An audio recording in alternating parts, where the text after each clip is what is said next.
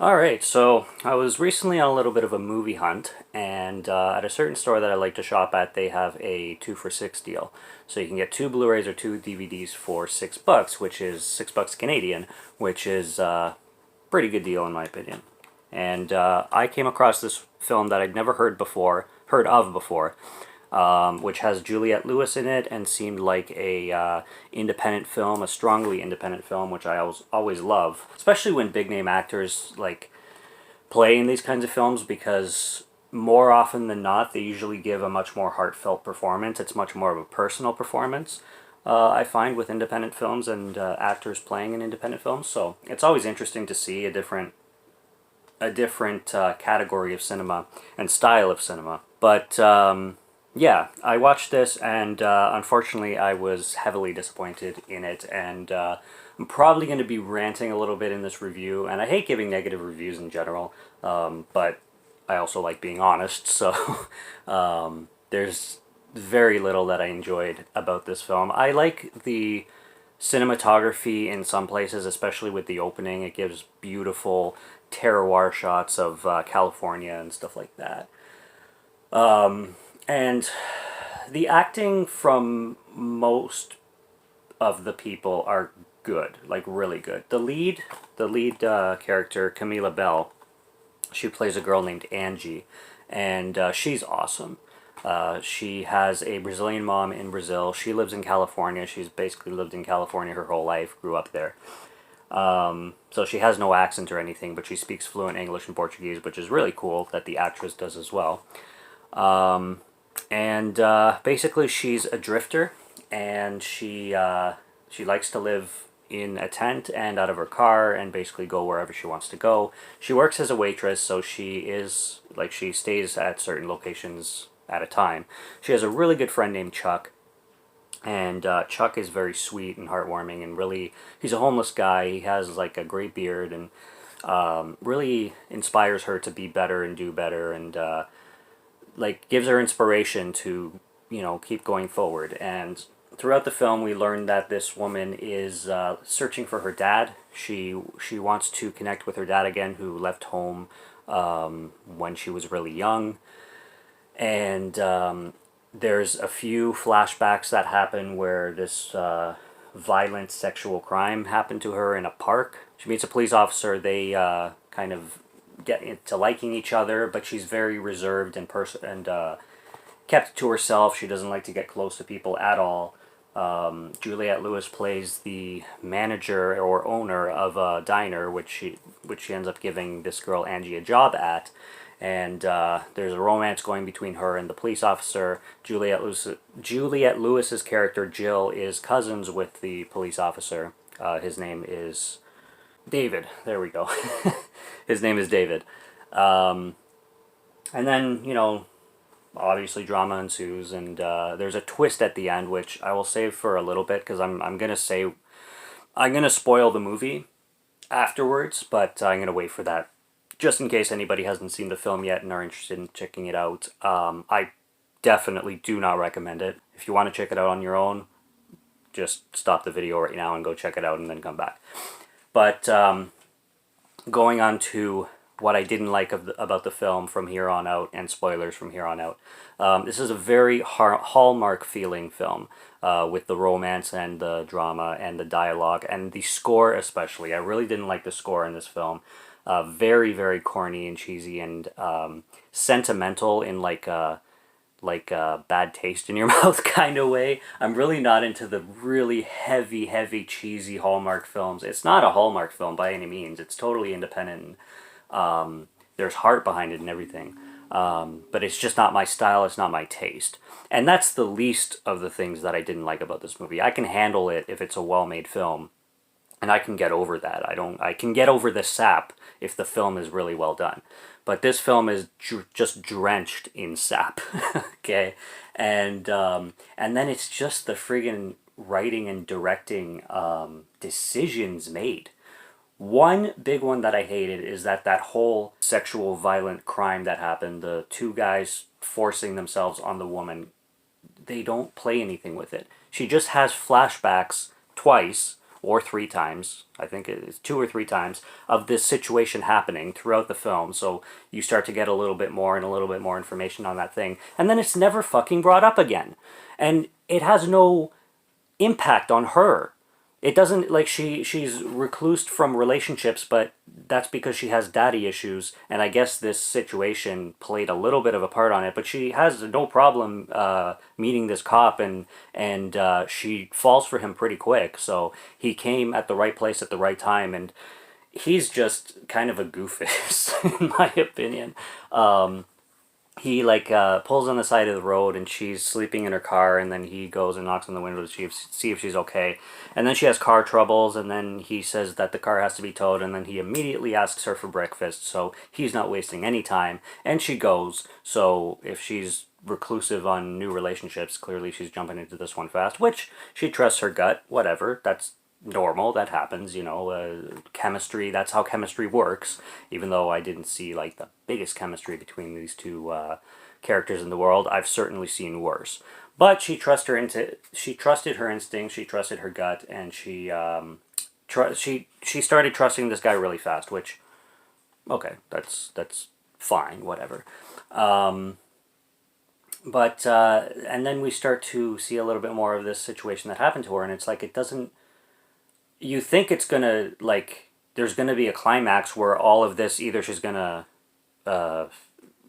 find the people who did this to her, and they're gonna pay somehow to go to jail, whatever, or she's gonna learn some kind of lesson or something like that. But there's nothing given to this thing. It's just, oh, what about that situation that happened in the park? Oh yeah, just forget about that. Just wipe it aside.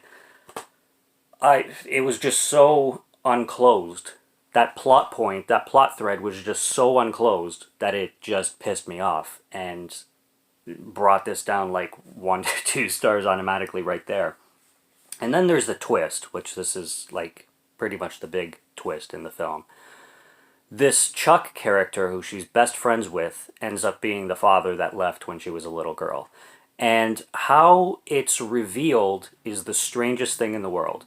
She's an artist, so she paints, and she ends up scoring an art show in this small town that she's working at a waitress while she's living with this police officer. So she scores this art show, and the Chuck character, she invites him to the art show because she writes him a letter or something, and she wants him to attend the art show. So he shaves, he dresses in nice clothes, he does his hair, he slicks it back, he comes, and then she's like, Chuck, and then he turns around and he's clean from head to toe, and it's supposed to suggest that she recognizes him as her dad in that moment. But I was confused. I'm like, because he looked pissed off kind of thing. I'm like, something happened? Did I miss something? What's going on here? And then the next scene, she goes to the forest where he's living homeless again, and she's like, so you knew the whole time? You knew you were my dad? And I'm like, okay, are we supposed to believe that she saw him with a shaved face and a clean haircut, and that's how she recognized he was her father, but she hasn't seen him in decades? I'm just, it was so sloppily done.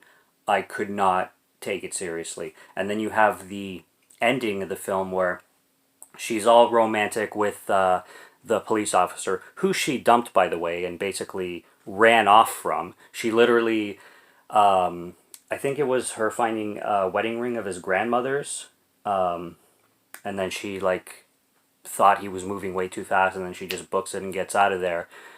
And then she has a conversation with her mother, and her mother reveals that her father, was a bum and never wanted to work and wanted to live off the grid just like she did, and never wanted to be around for the family. And apparently this was news to the daughter, so she gets this whole revelation that, like, oh, you lied to me this whole time, yada yada. And that's when she decides to go reconcile with the guy that she was seeing, David, and she's like, I'm sorry, and he's just, he forgives her kind of instantly, and there's no reasoning for anything to happen. They just happen, and it's like unrealistic but dumb at the same time. And then at the very end of the movie, she brings this guy who gave her a second chance, and they're trying this again with her father, who left her and her mom basically abandoned to go be homeless. And she brings him to Brazil, and then the final shot of the movie is him saying hello to the mom, and the mom saying hello to him, and then basically it rolls credits. So you're supposed to kind of make a guess of your own on what happened post that. Fuck, man, this movie's a 1 out of 5, and it's a 1 out of 5 just because Camila Bell is hot as freaking hell and is bilingual and speaks the same language as I do. So yeah, that's why this film gets a 1 and 1 star out of 5. And Andy Garcia, who plays Chuck and her dad, is good too. Like I said, the acting, I didn't like his acting too much. I thought he was, like I said, kind of a fucking goof. In my opinion. And Juliette Lewis too. She was a great actress, but her character sucked. Like, her character was just annoying. Always negative, always like, I think Angie's hiding something, you know? Who doesn't talk about their family, you know? I think David should date somebody with more roots. It's like, why are you trying to control your cousin's love life? You're fucked, lady. Like, give it a rest, man. She's just so dramatic, and Juliette Lewis brought the character to life, for sure. Juliette Lewis is a great actress, but just the character was annoying. And I would say the same thing with David. He's just, I don't know, he's a bit of a goof, to say the least, like I said. But, I can't take away too much from the acting. It's just the frickin' plot and just shit that makes no sense, and why they would start something, especially that RAPE in the park, which did happen because the scene suggests that it certainly did happen. It's not something that she fought away. It happened, but it changes her character none. Like, she's happy, she's fine, she's not having PTSD, nothing. She's not taking medication, nothing. she lives off the grid, and the story suggests that it's because of her dad issues, it's because of her family stuff, it's because of her her long how do you say, her obsession and commitment. That's it. Her commitment to finding her long-lost dad, because she has this mission that she wants to accomplish in finding her father. And the reveals in where she does the reveal where Chuck is her father, and then throwing in this sexual crime into the mix, it just and going nowhere with it. Like I said, that's the biggest piss off. It scratches the surface on something on an idea that could have been done really, really well. Maybe that's why I'm so disappointed and frustrated with this film, is because the idea is actually there and can be taken in many directions that are actually really interesting and really bold. Like, this film doesn't go bold at all either.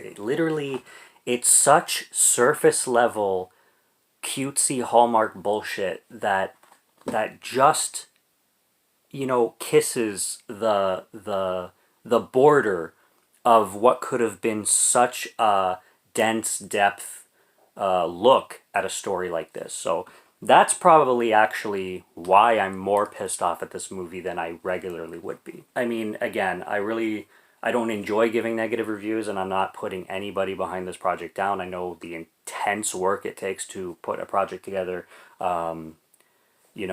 Whatever vision everybody had, the director, Marcio Garcia, if that's how you pronounce it, all the actors in it, the writer, Julia Camara, who wrote the story, not taking anything away purposely, not trying to be mean and negative or anything like that, but this film just simply was not for me, and I'm just giving the reasons why it wasn't for me. That's all I'm doing on this channel, is giving the reasons why it wasn't for me.